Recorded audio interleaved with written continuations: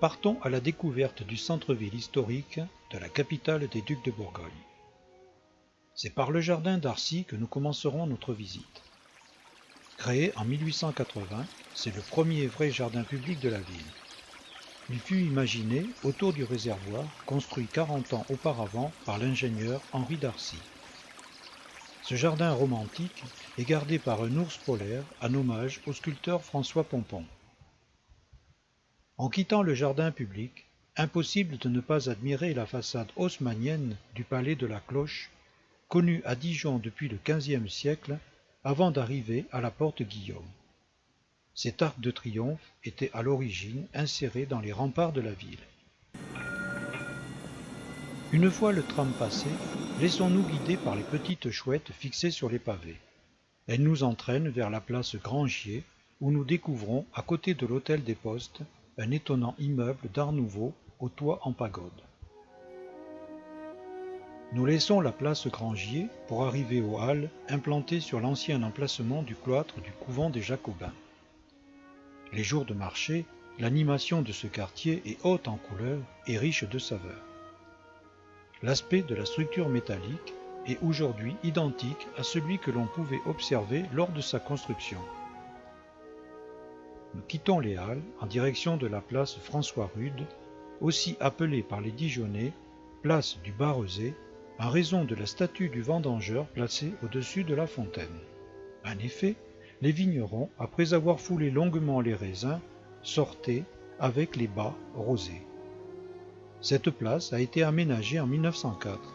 Elle doit son nom au célèbre sculpteur dijonnais, auteur du bas-relief de la Marseillaise sur l'arc de triomphe de la place de l'Étoile à Paris. En nous dirigeant vers la rue des Forges, nous coupons perpendiculairement la rue Musette, qui offre de petites cours intérieures pittoresques.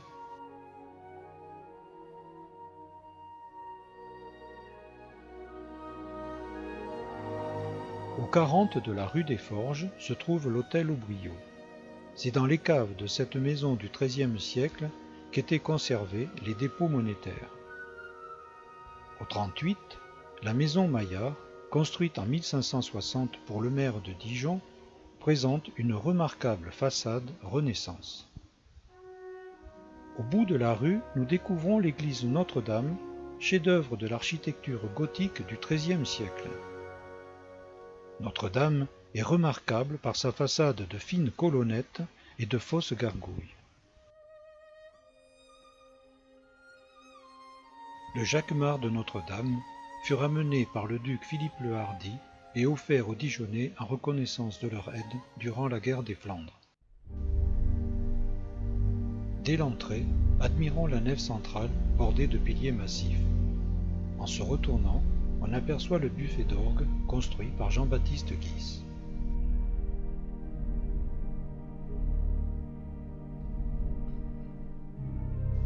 Continuons notre visite et dans le bas-côté sud, au fond de la chapelle, nous découvrons la statue de Notre-Dame de Bon Espoir.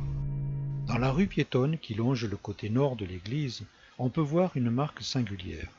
Gravée dans l'angle d'un contrefort et sculptée une chouette très usée, elle est devenue un porte-bonheur pour celui qui la caresse en passant. En continuant de longer la rue de la Chouette, nous arrivons devant la maison Millière, édifiée en 1483. Cette maison a conservé son aspect typique du Moyen-Âge, à savoir échoppe au rez-de-chaussée et habitat de l'artisan et de sa famille à l'étage. La façade s'orne de pans de bois et d'un remplissage en briques émaillées. Le chat qui domine le faîte est lui du XXe siècle.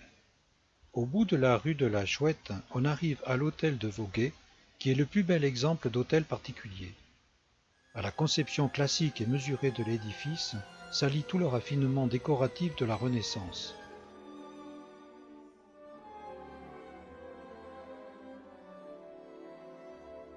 Acquis par la ville, l'hôtel sert aujourd'hui de cadre à des expositions, des concerts et des manifestations théâtrales.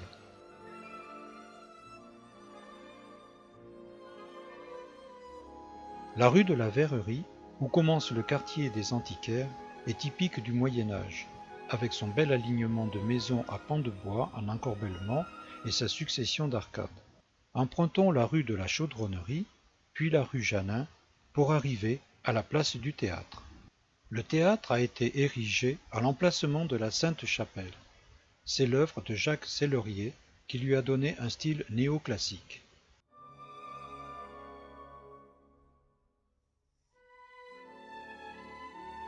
Autour de la place du théâtre, on peut découvrir l'ancienne abbatiale Saint-Étienne, aujourd'hui rebaptisée la Nef. On trouve également l'église Saint-Michel, dont la première phase des travaux de construction est d'influence gothique, alors que la façade est d'inspiration Renaissance italienne. Nous continuons vers le square des Ducs. Ce petit jardin est le reliquat du vaste jardin créé pour Marguerite de Flandre. À l'angle du bâtiment, on remarque l'échauguette Barbis. Le palais des Ducs et des États de Bourgogne est un ensemble architectural comprenant plusieurs parties imbriquées, dont la plus ancienne est le palais ducal. Conçu sur le modèle du donjon féodal, la tour de Bar, construite en 1365, constitue la partie la plus ancienne du palais.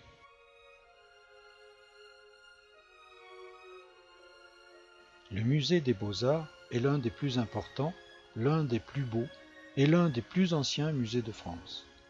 Dans la cour se dresse la statue de Jean-Philippe Rameau, l'un des plus importants compositeurs, né à Dijon en 1683. C'est à l'intérieur de la cour du palais que se trouve l'hôtel de ville. Si nous prenons un peu de recul, nous pourrons admirer la tour Philippe de Bon ou tour de la Terrasse qui domine la ville du haut de ses 46 mètres. C'est par la rue du Palais que nous quittons la place de la Libération. Érigé au XVIe siècle, le palais de justice, jadis siège du Parlement de Bourgogne, nous accueille. Sa façade Renaissance à pignon, son entrée à colonnes et son portail, richement décoré de guirlandes et trophées divers, sont un véritable travail d'orfèvre. Continuons notre promenade autour du palais. Nous arrivons devant des demeures et des hôtels particuliers. Le plus célèbre est l'hôtel Le Gouze de Gerland, admirable aussi bien par sa façade élégante, sa cour, inspirée par la place royale, que par le beau déploiement d'échauguettes à son revers. Après la rue Vauban, nous empruntons la rue Piron, qui nous permet d'apercevoir Saint-Bénigne, tout en nous conduisant vers la place Bossuet, dont sa statue se blottit au pied de l'église Saint-Jean. Cette église a été reconvertie en théâtre en 1974. Aujourd'hui, elle accueille le théâtre Dijon-Bourgogne, centre dramatique national.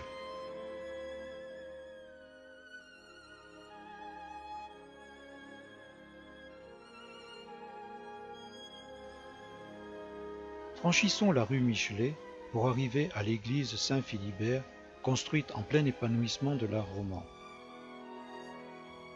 Un peu plus loin, nous apercevons la cathédrale Saint-Bénigne. Nous quittons le centre historique pour nous diriger vers la Chartreuse de Champmolles en traversant le Jardin des sciences de l'Arquebuse, muséum d'histoire naturelle et jardin botanique. Avant de prendre l'accès qui mène à l'entrée du jardin, nous pouvons admirer le pavillon doté d'un beau portail surmonté d'un fronton décoré des armes de la France. Après avoir franchi la grille, nous voici face à ce grand jardin de plus de 5 hectares. Il fut créé en 1773 par Bénigne Le Gouze Gerland.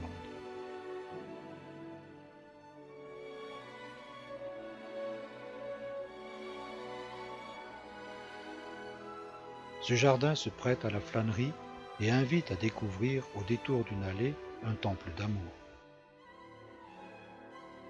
Un peu plus loin, on aperçoit une roseraie de 280 mètres carrés montrant un peu plus de 230 variétés de roses, magnifiques quand le printemps arrive. Et aussi un petit ruisseau qui serpente à travers le jardin et qui s'appelle le Renne, du nom des petites grenouilles rainettes, et où vivent cygnes et canards, que vous apercevrez peut-être si vous êtes silencieux.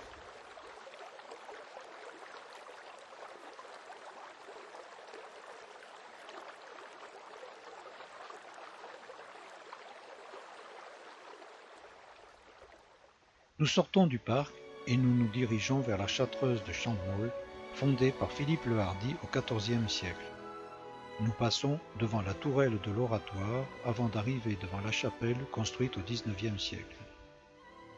Sur le portail gothique de l'église sont représentés Philippe le Hardi et son épouse Marguerite de Flandre.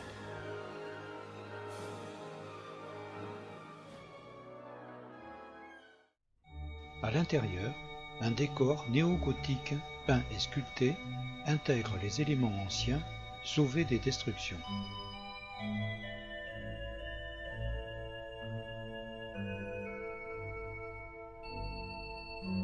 Le puits de Moïse, orné des statues majestueuses du roi David, de Moïse, ainsi que de celles des 4 prophètes Isaïe, Daniel, Zacharie et Jérémie, fut érigé au centre du grand cloître.